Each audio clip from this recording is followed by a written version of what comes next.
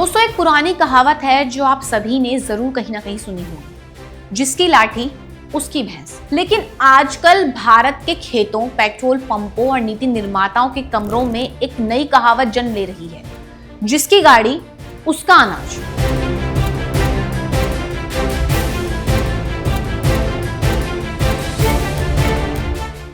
नमस्कार, मैं हूं जानसी और आप देख रहे हैं डायनामाइट न्यूज। आज हम बात करने वाले हैं उस मुद्दे की जो सीधे आपकी गाड़ी की टंकी, आपकी जेब और आपकी रसोई की थाली से जुड़ा हुआ है। मामला क्या है?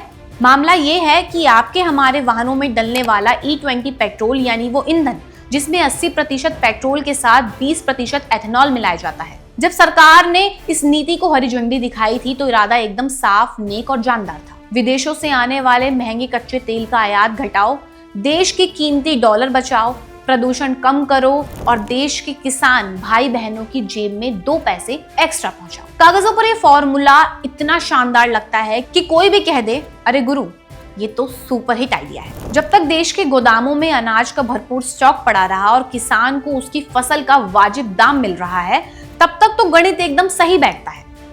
आखिर अतिरिक्त यह पुराना अनाज अगर काम में आ जाए और किसान की आमदनी बढ़ जाए तो इससे बेहतर बात और क्या होगी। लेकिन ठहरिए, जैसे कि हम हमेशा कहते हैं, सिक्के का एक दूसरा पहलू भी होता है और यही वो बिंदु है जहां असली पेच फंसा हुआ है। रिपोर्ट्स के मुताबिक कृषि विशेषज्ञों और अर्थशास्त्रियों ने इस E20 नीति पर बड़े तीखे सवाल खड़े कर दिए हैं। दिल्ली साइंस फोरम के डी रघुनंदन जैसे एक्सपर्ट पूछ रहे हैं कि भाई, कहीं हम कच्चे तेल की निर्भरता कम करने की इस अंधी दौड़ में अपनी खेती की दिशा भोजन उन्मुख यानी फूड ओरिएंटेड बदलकर ईंधन उन्मुख यानी फ्यूल ओरिएंटेड तो नहीं बना रहे।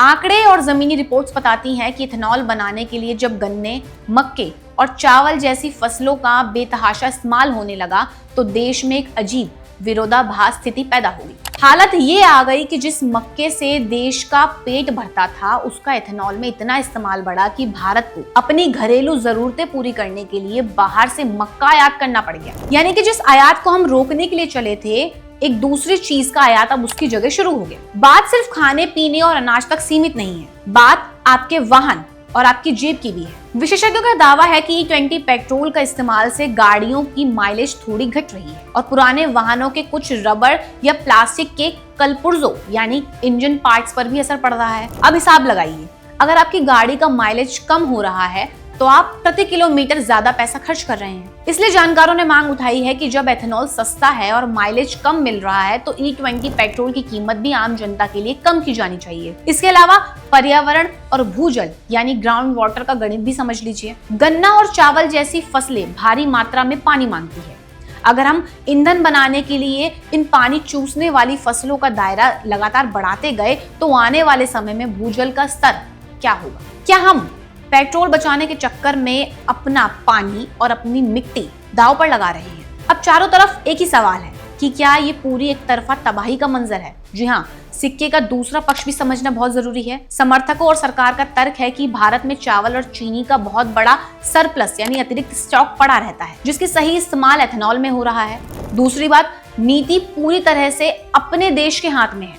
अगर कभी भविष्य में देश पर सूखा पड़ता है या खाद्य संकट आता है तो अनाज से एथेनॉल बनाने की इस चोटी को तुरंत बंद किया जा सकता है। हाल ही में सरकारी तेल कंपनियों ने भी भरोसा जताया है कि E20 पेट्रोल पूरी तरह से गुणवत्ता और सुरक्षा मानकों पर खरा उतरा है। तो लबोलुआब ये है कि रिपोर्ट्स E20 का कोई अंतिम वैज्ञानिक फैसला नहीं, बल्कि एक जरूरी चेतावनी है। असली चुनौती ये है कि हम दूरगामी संकट आने से पहले ही अपनी रफ्तार थोड़ी धीमी करके E10 पर लौटेंगे या फिर इस हिट फॉर्मूले के साथ आगे बढ़ते हुए संतुलन बनाएंगे।